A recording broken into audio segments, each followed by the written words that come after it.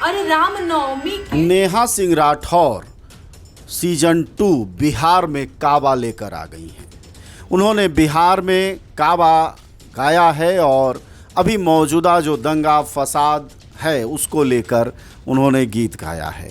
भोजपुरी की सबसे प्रतिष्ठित लोक गायिका में से एक नेहा सिंह राठौर के बिहार में काबा गाना आने के बाद से लोग पूछ रहे हैं, का हो नेहा बबुनी, योगी आदित्यनाथ से डेरा गईलू का, भक्तन से परेशान हो गईलू कि कानपुर पुलिस के नोटिस से तू सहम गईलू।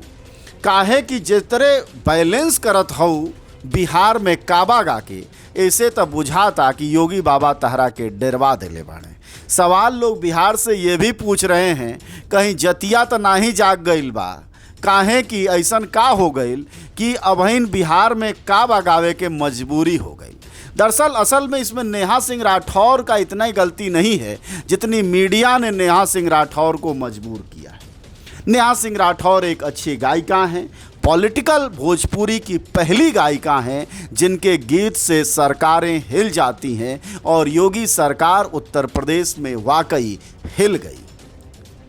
और उसके बाद अब नेहा सिंह राठौर का यह गाना वैसे तो सामान्य उनके काबा स्टाइल के यह चौथे या पांचवें खंड का गाना है, जिस पर कि बहुत सवाल नहीं उठना चाहिए था, लेकिन भोजपुरी का लोग ये जानल चाहता कि आखिर नेहा बबुनी ऐसन का बात भइल कि बिहार में काबा गावे के पड़ल और जंगल राज लौटता ये दिखाई दे दिहल।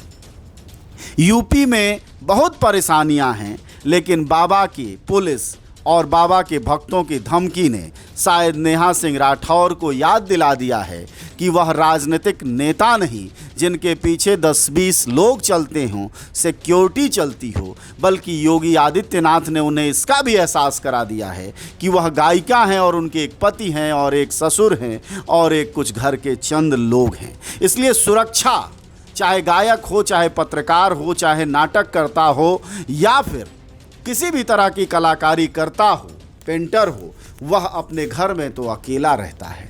ऐसे में नेहा सिंह राठौर को बैलेंसवादी होना पड़ रहा है। हालांकि यह आज के समय का एक बुरा सच है, शायद इसीलिए कोई कलाकार रिस्क नहीं ले रहा है। आप देख रहे होंगे कोई भी पॉपुलर गायक भोजपुरी का, चाहे जो भी हो, वो या फिर भाजपा के साथ जा रहा है या फिर भाजपा को लेकर चुप रहता है। इकलौती नेहा सिंह राठौर बाड़ी जो उनकी योगी आदित्यनाथ के यूपी में काबा गाकर पसीना बहा दिया है। योगी आदित्यनाथ की सरकार अखिलेश यादव की आलोचनाओं और राहुल गांधी की आलोचनाओं से या दूसरे विपक्षी दलों और यहाँ तक कि पत्रकारों की आलोचनाओं से कभी इतनी परेशान नहीं हुई जितनी नेहा सिंह राठौर के बिहार में, यूपी में काबा पार्ट 2 से परेशान हुई।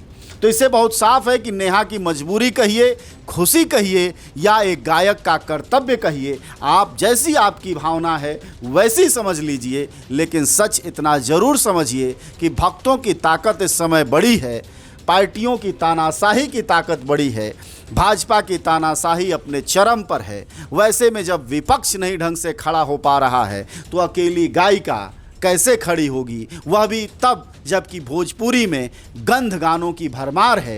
एक गायक भी इनके पक्ष में खड़ा होता नहीं दिखाई देगा, क्योंकि भोजपुरी की एकमात्र गायिका हैं जिन्हों विद्रोही कवियत्री या विद्रोही गायिका कहा जा सकता है। तो हो सकता है समय की ज़रूरत हो इसलिए वह बैलेंस कर रही हों, लेकिन उम्मीद करिए कि एक गायक, एक लोक गायक, एक कलाकार का तेवर हमेशा सत्ता के खिलाफ होता है और वह नेहा सिंह राठौर में बना रहेगा। उनके कम से कम फैंस का, उनके चाहने वालों का तो उनसे यही उम्मीद है।